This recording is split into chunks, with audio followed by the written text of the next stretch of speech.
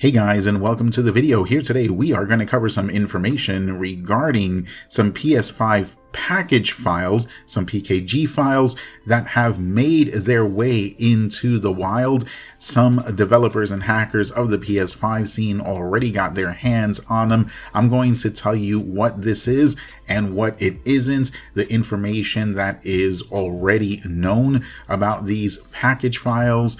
So we'll take a look at those facts, what is known, what isn't known. We'll do a little bit of speculation and then we'll go on from there. Don't forget, make sure you hit that like button, guys, because it continues to show support towards the channel and it helps keeping all the content on here going, whether it's tutorials, whether it's information, keeping you up to date on what's going on the various hacking, modding, and jailbreak scenes, whether it's review type videos, which we will do our first one this coming week, and just everything else we do on the channel. Okay, let's go ahead and let's get started. Let's kick things off by going over what these PS5 packages are not and what it does not mean.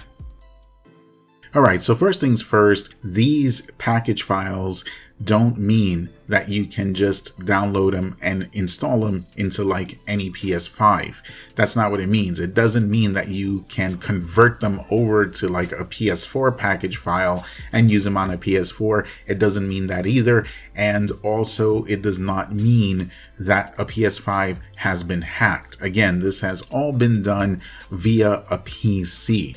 So it doesn't mean that we already have some type of exploit or kexploit or whatever you want to call it. It doesn't mean any of that, and it doesn't mean these package files are ready to be used.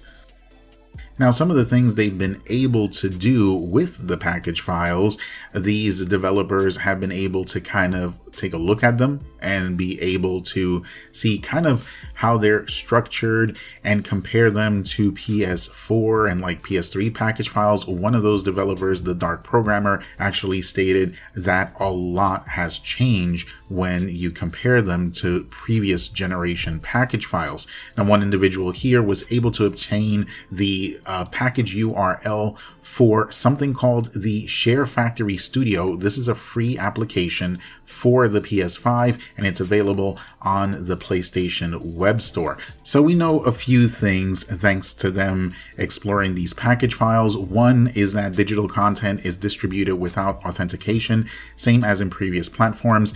This means that as long as you know the URL, you can connect to that URL and download the file without needing, a password or any type of login credentials. Second, the application and patch distribution are merged. It is no longer possible to obtain these base or the base version application after a patch has been released. So this means that, let's say a game comes out and you have the base version of the game, the minute a patch or an update comes out, then that game and that update are merged together. So if you were to buy a game, let's say the digital version of the game after an update came out, what you would be downloading is the game with the update together. It's not like in the past where you got the game, once you downloaded it, then it would look for an update and you would start downloading, the most recent update. It seems like that's not going to be the case anymore. The update and the game will be merged together into one file. The next is that it will no longer be possible to compute the update URL from the title ID. Now, in the past, like let's say with the PS3 and the PS4, it was fairly easy to figure out the update URL just by knowing the title ID, but this is not going to be the case anymore. Now these URLs for these update package files will be completely randomized, so they'll be harder to locate. Obviously, when you buy, let's say, a game disc and you install it, then yeah, it's still going to look for those separate update files, but it's not going to be easy to figure out what they are based on just the title ID of the game itself like it used to be in the past. And the next bit of news surrounds the param.sfo file, or should I say lack thereof. Now with PSP, PS3, PS4, and PS Vita, whenever you had a game or a homebrew, you pretty much had to have the param.sfo file, including with updates to games and things like that. And if you had any one of these systems and it was modded, you're probably familiar with that param.sfo file. Well, that seems to be gone here.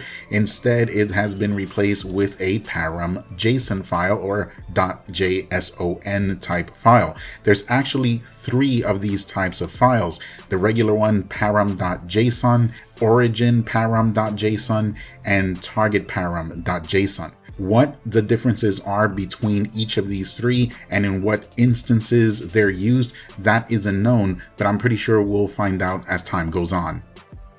Now, when you look through the rest of the post, there's a lot of stuff here that's really more developer jargon stuff that's not really targeted for the end user. But the last thing I will cover with you is the information that was posted here regarding the URL links for these package files, because they got the URL links from this MarvelsMMorales JSON file, which we're assuming is the Miles Morales game, and there's 14 pieces here. Each one seems to be 4 gigs. I'm guessing that that is possibly the game itself.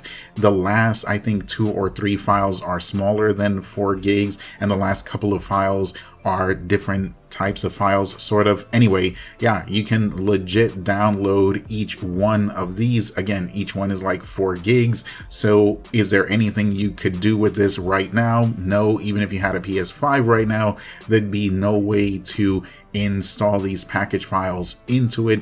That would of course take a hack, a kexploit, whatever you want to call it, which is not available. It's interesting though that they were able to get the links to these package files though, but again, there's nothing you can do with them, so don't get overly excited, at least not for now. And that's pretty much it. But before we sign off, guys, I just want to give my final thoughts on this whole situation. And really, this is revolving around all of those individuals again, because I've seen it in the forums, I'm seeing it in the various discords and comments and all this stuff where people are already saying, oh, the PS5, that's it, it's going to get hacked within hours of it being released, or a day or a few days or a couple of weeks or whatever, simply because of this packages situation. And no, that's not the case at all. Whether we had these packages or not, it doesn't matter. Just because you have these doesn't mean the PS5 is going to get insta hacked. Even if it does and it gets hacked relatively soon, it doesn't mean we're going to see something in the public, because remember, with PS5, we are facing something during this launch that we didn't have to face with the PS3, PS4, or pretty much any other major system prior to the release of this next generation, and that is bounties. And we've seen Sony is serious with these bounties. They have no problem paying them. They're probably going to pay even a little bit more because there's so much riding on the PS5. We just saw the Flow literally like a few days ago collect yet another $10,000. That's 20 grand already in the last 3 or 4 months. Prior to that, less than a year ago, another hacker got a $40,000 bounty from Sony and a $25,000 bounty from them, literally within 3 or 4 months apart.